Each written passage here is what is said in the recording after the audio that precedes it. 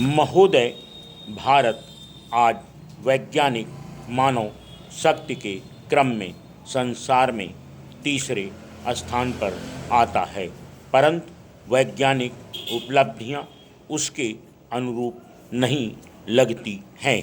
क्या हमारे वैज्ञानिक कार्य निष्पादन में सक्षम नहीं हैं?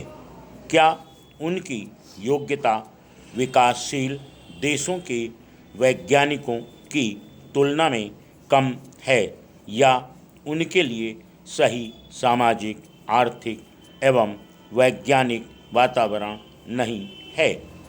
आज जब हम 21वीं सदी में प्रवेश कर चुके हैं और अपने पिछले 50-55 वर्षों की प्रगति की ओर देखते हैं, तो लगता है कि कहीं कुछ चूक हो रही है।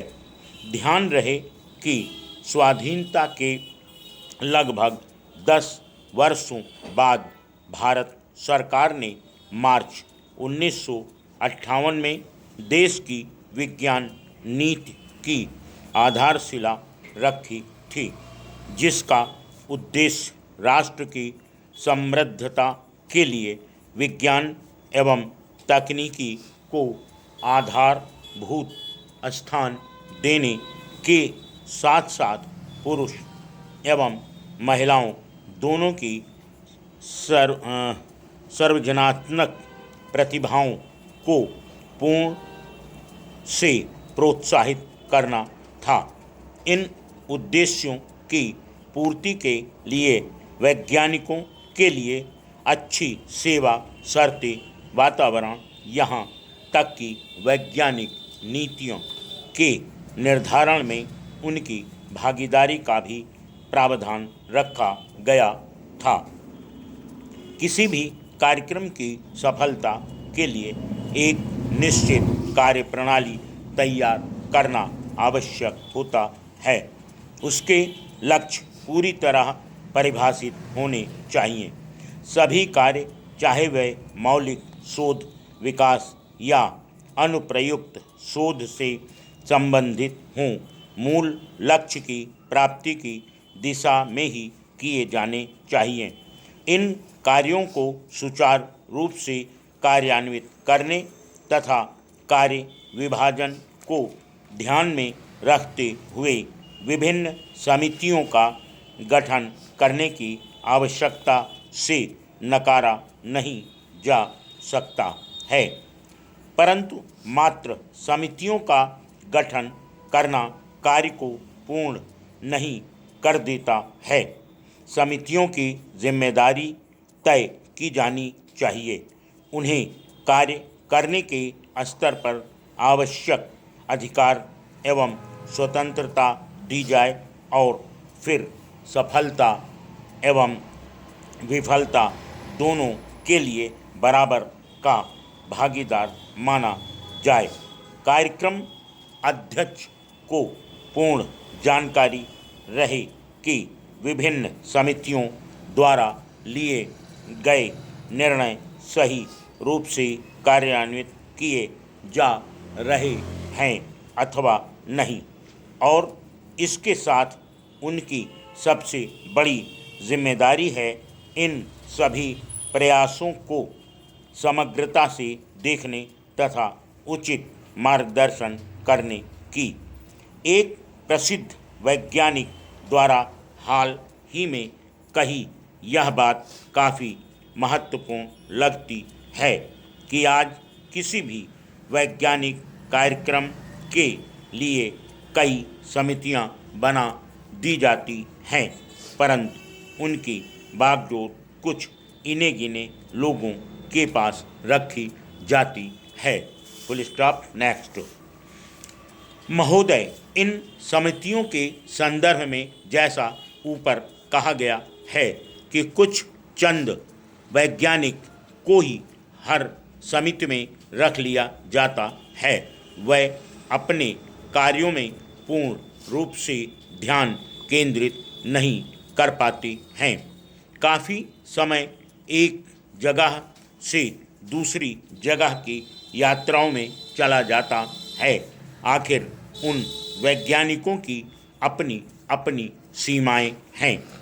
प्रश्न यही है कि इतने विशाल वैज्ञानिक समुदाय, जिनमें कई अंतर्राष्ट्रीय ख्याति प्राप्त हैं, के बावजूद समितियों का कार्य कुछ लोगों तक ही सीमित क्यों? अभी हाल में प्रसिद्ध वैज्ञानिक भप्र केंद्र के निदेशक ने इस ओर स्पष्ट शब्दों में संकेत दिए हैं कि वैज्ञानिक मानव शक्ति का इष्टतम उपयोग नहीं हो पा रहा है।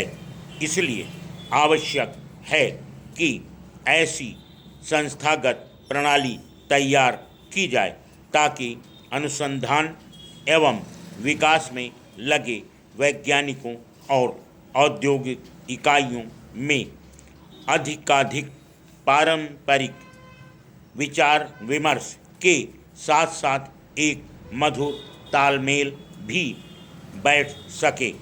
प्रश्न किसी को दोषी ठहराने का नहीं है, बल्कि राष्ट्रीय हित को अहम समझते हुए कार्यक्रमों के दौरान आ रही कठिनाइयों को हल करने का है।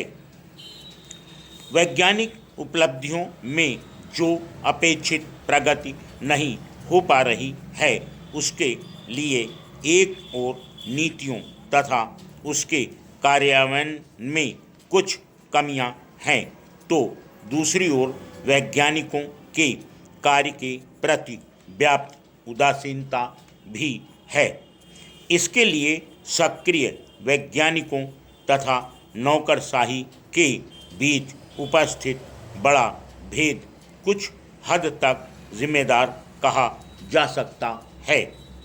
किसी भी राष्ट्र के विज्ञान और तकनीकी की प्रगति इस बात से नहीं आंकी जाती है कि उसके प्रबंधन नौकरशाही का स्वरूप कितना बड़ा है, बल्कि उसके शोध कार्यों की गुणवत्ता कैसी है।